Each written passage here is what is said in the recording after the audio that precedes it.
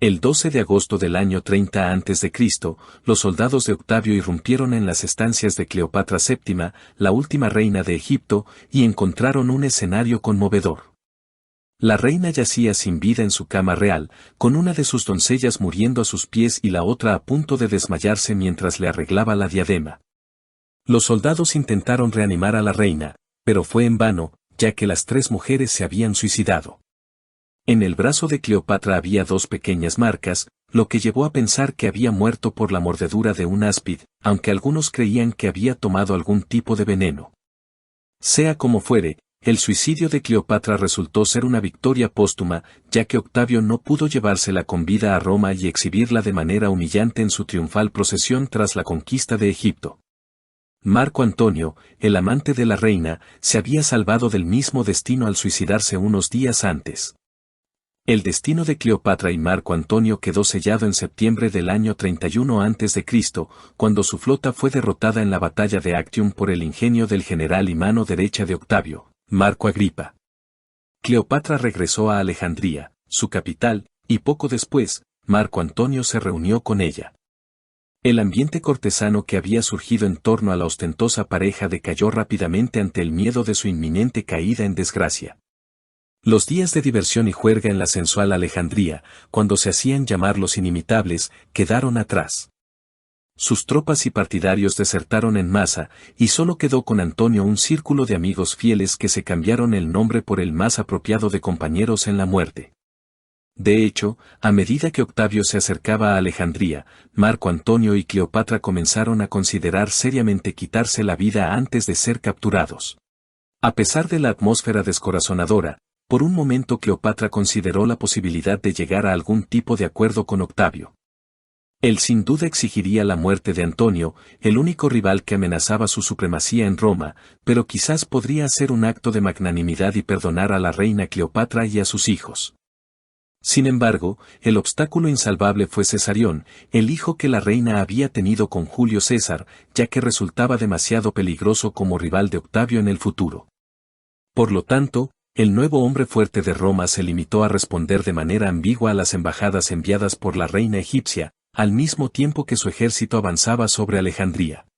En el verano del año 30 a.C., las tropas romanas habían cercado completamente la capital egipcia. Cleopatra, acompañada de sus más cercanos y fieles seguidores, se atrincheró en el edificio más impenetrable de su complejo palaciego, que probablemente era el mausoleo de los reyes lágidas. Allí guardó también todos sus tesoros, joyas, obras de arte, cofres llenos de oro, vestimentas reales, especias, entre otros objetos valiosos. Por otro lado, Antonio decidió enfrentar a las tropas romanas. Con sus fieles lucharon valientemente en las puertas de la ciudad para repeler la incursión de la caballería de Octavio y mantener aún la esperanza de resistencia.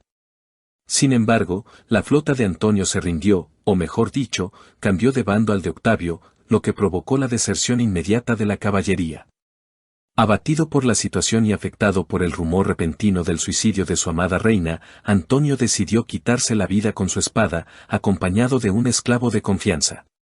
Cuando Octavio finalmente entró en una Alejandría rendida y en silencio, su principal preocupación era Cleopatra, que se había atrincherado en el mausoleo con las puertas cerradas con fuerza y con una reserva de madera para prender fuego al edificio y sus tesoros después de suicidarse. Eso era precisamente lo que más temía el nuevo amo de Alejandría. Octavio envió a un hombre de confianza, Gayo Proculeyo, para persuadir a la reina de que abandonara su encierro, pero fue en vano. El enviado no podía conceder lo único que Cleopatra quería, salvar a sus hijos y, sobre todo, a Cesarión. Un día después, se llevó a cabo una nueva reunión. Uno de los enviados habló con Cleopatra a través de una reja mientras Proculeyo escaló el edificio con 2 sirvientes y accedió a la sala donde se encontraba la reina. Cuando una de las mujeres de Cleopatra la avisó de que la iban a capturar viva, la reina se clavó una daga en el pecho, pero la herida no fue mortal y Proculeyo logró desarmarla rápidamente. Después de ser capturada por Proculeyo, Cleopatra fue llevada al palacio de Alejandría, donde un eunuco de confianza de Octavio la custodiaba. Estaba bajo vigilancia constante y, según los informes, se negó a comer y enfermó. Octavio amenazó con matar a sus hijos si no se alimentaba, lo que finalmente la persuadió. Poco después, Cleopatra solicitó una entrevista con Octavio. Hay discrepancias en las fuentes sobre lo que sucedió en esa reunión. Según Plutarco, una demacrada Cleopatra suplicó por su vida y la de sus hijos mientras intentaba absolver su culpa ante Octavio.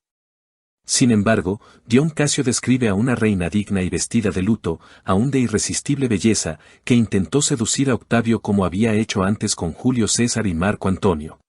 A pesar de las diferentes versiones que existen sobre la entrevista entre Cleopatra y Octavio, el resultado fue el mismo. Cleopatra sabía que Octavio tenía la intención de llevarla a ella y a sus hijos a Roma para exhibirlos en un triunfo y luego encerrarla en una prisión, lo cual era una perspectiva insoportable para la orgullosa reina. Por lo tanto, decidió darse muerte ella misma, prefiriendo así morir con dignidad. 2 días después de rendir visita a los restos de Marco Antonio, Cleopatra se bañó y cenó antes de entregar un mensaje sellado a Octavio y quedarse en su cámara privada con sus 2 criadas de confianza. Aunque existen diferentes relatos sobre las últimas palabras de Cleopatra y su forma de suicidio, estas son más parte del mito que de la historia. Con la muerte de Cleopatra, Octavio obtuvo el control total sobre Egipto, convirtiéndolo en una provincia romana, y también el impulso necesario para convertirse en Augusto, el primer emperador de Roma. Aunque la muerte de Cleopatra le privó de un triunfo aún más impresionante, su figura fue desfilada por Roma. Bueno amigos, así llegamos al final del video de hoy, espero que les haya gustado y gracias por ver, saludos.